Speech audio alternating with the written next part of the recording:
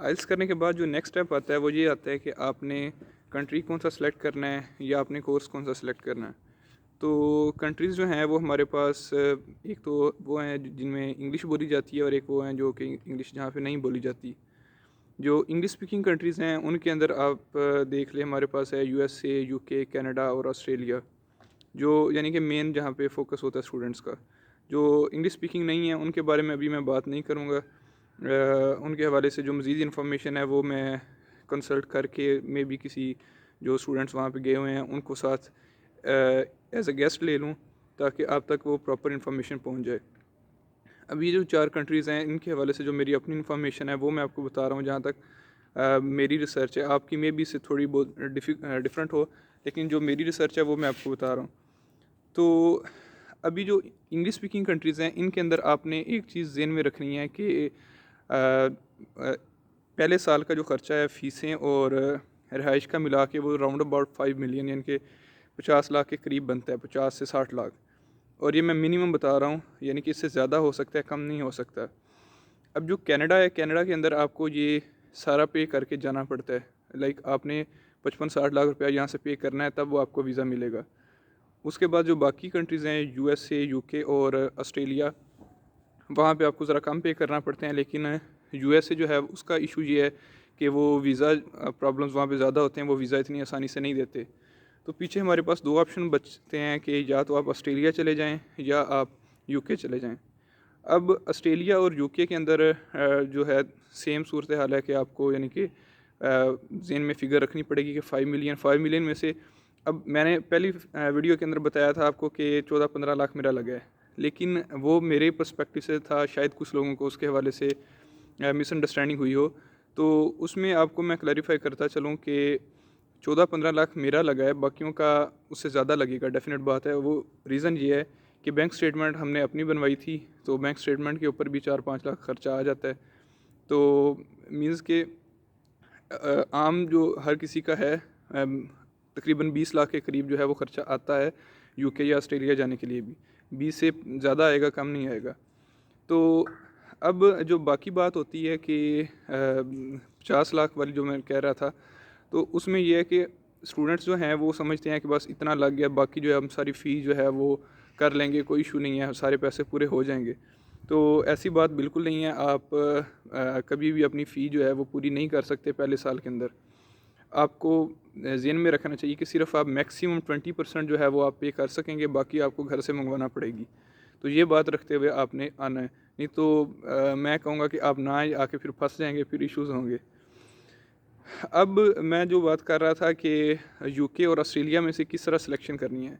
UK select करने की वजह जो है वो ये थी मेरी कि यहाँ पे आपको 1 साल की फ़ी पे करना पड़ती है। एमएस यहाँ पे 1 साल का होता है, बाकी जो कंट्रीज़ हैं उनमें 2 साल का होता है, यहाँ पे 1 साल का एमएस है।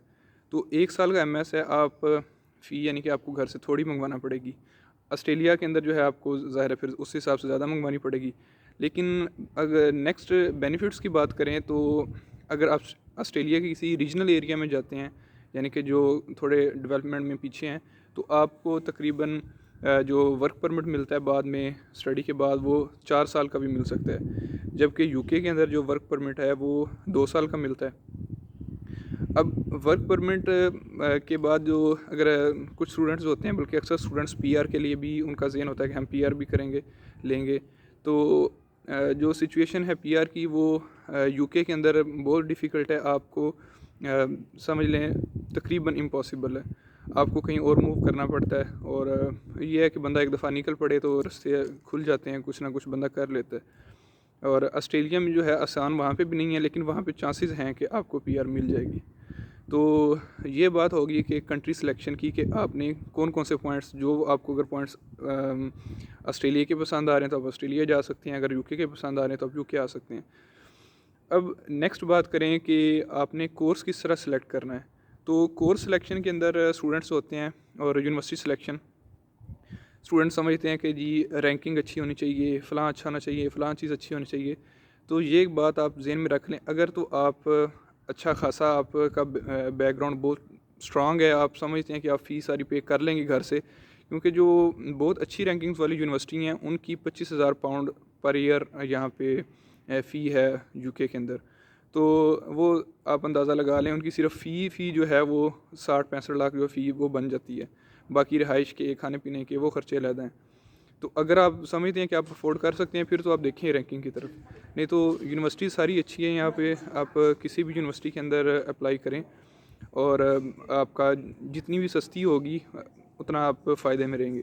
जो कोर्स सिलेक्शन के अंदर क्या होता है कि स्टूडेंट समझते हैं कि हम में भी हमारा इंटरेस्ट नहीं था, फ़र्ज़ करो हमने इंजीनियरिंग की है तो ये हमारे इंटरेस्ट के अगेंस्ट हो गई है, हमने अब जाके वहाँ पे मैनेजमेंट करनी है या वहाँ पे हमने जाके कोई और कोर्स जो है वो चेंज करना है।